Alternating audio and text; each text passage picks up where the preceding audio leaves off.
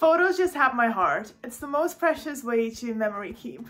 I've been toying with various ways of memory keeping for years now, so in today's video, I'm going to show you some of the main ways I print my photos and all you need to know about photo printing for your journals. For my photo printing, I have a Canon Selphy 1300 printer. I've had it since 2019, so it's lasted me a long time and it's still going strong. I just love the ease and convenience of it all. There's basically no way I'm waiting for photos now. I'm usually printing more than one photo on one, so it comes out fairly cost effective. It's a bit more expensive than having them developed, but that's the price I'm willing to pay. You get this easy app with it on your phone and you can print through it, or you can even make little collages here and print it. It's convenient for the easy ones like putting two together. I should mention too that in the UK we have this service called Free Prints and you get 45 free photos per month. You just pay shipping, which is pure magic. I used it a few times when I needed to print a large number of photos. I like to have my collages pre-made and print them as one photo as it saves me some time. It becomes more passive if you made your collages beforehand. I also like to have a separate album on my phone for memory keeping photos. This way I just copy the photos in it once and don't have to scroll and miss some and all of that. I use the app called PicFrame for the collages.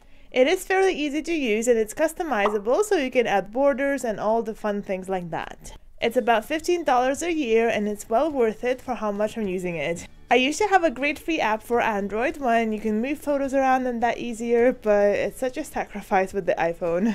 I can't remember what it was called. I think it was PicCollage or something along those lines.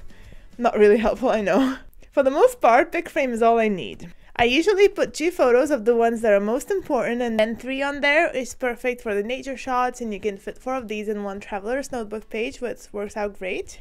It's kind of like the perfect middle ground between too big and too small. Once you have your preferred size, you just save and start again. With PicFrame as well, you get the true size 4x6 photos for the project life and similar projects, and you can add a nice little frame around it and bits like that as well. I have recently started to print out my journaling for the memory keeping, as I found it gives that more of a neater look, and most importantly, it just helps me add a bit more journaling. I've been kind of hiding it behind the photos as well for the most part. So another app I found is Phonto, which is a really fun one to add journaling on your photos. Sometimes it's just fun to add it on and then print it out, especially if the photo is kind of more like monotone, a bit more bland. You can change up the fonts and sizes and the colors and all sorts of fun bits, and it can actually elevate a photo so much. I'm adding my journaling on this screenshot and going to print it as a full picture, and then that would be my journaling done. How convenient. Sometimes you really want the full power to move your photos around and resize them, and PicFrame just can't give that to you. That's the problem I face with the little photos I used to print for my Currently book. So for this, I simply use Canva. I selected my base as 4x6 or 10x15 centimeters because I think in centimeters, and I just manually would add all the pictures on it and move them around, and it turned out amazing. With all these pictures too, you can actually select and resize them to a certain size, which came in handy when you want to fit your photo in a certain frame, like with the favorite page I made in another video. I'm not sure if it's a premium feature or not, but I use Canva so much that it was a no-brainer to pay for the Canva Premium from me. You can find these resizing bits with the position tab at the top. It was quite hard for me to find it at first. Another thing with Canva too, I made a little template for the bigger pictures I print on my printer.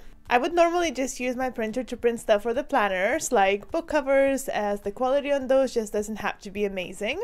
It was perfectly fine for my journals. With my sticker shop, I bought a Canon printer which just so happens to be a professional printer for photos.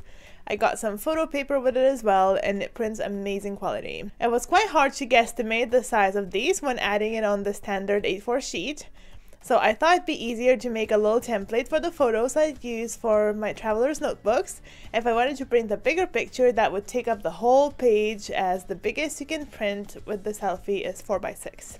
It was so easy to make. I just resized the shapes, and now every time I want to print bigger pictures or the non-standard ones, I could just add photos on it, and it also comes out with the lovely frame, which is great too. I'll add these with my newsletter templates, so be sure to subscribe to get all the freebies. I've been loving printing these larger photos for the traveler's notebook layout. You don't need to add much to it. It's easy. Easy is the thing. Once I print all of them, I could cut them all up with a paper trimmer or just with scissors and get to the memory keeping. Since 2023, I used both the Big Happy Planner and the Little Traveler's Notebook for memory keeping, and it turned out a few of the pick frame collages would fit these pages perfectly, the Big Happy Planner ones, and I like the neater look of it being only photos. And if there's an extra one, I just stick it on the other side of one of the photos. It makes a little flip out too to hide my journaling behind, so it's perfect. So the only place I would actually use Canva is these little collages for my favorites book and the Traveler's Notebooks, and that's it, easy peasy. Do you keep some sort of a memory planner? Please let me know in the comment section down below. If you like this video, you might also want to check this one out that's all about memory keeping a trip to London. Thank you so much for watching, and I shall see you in my next craft session.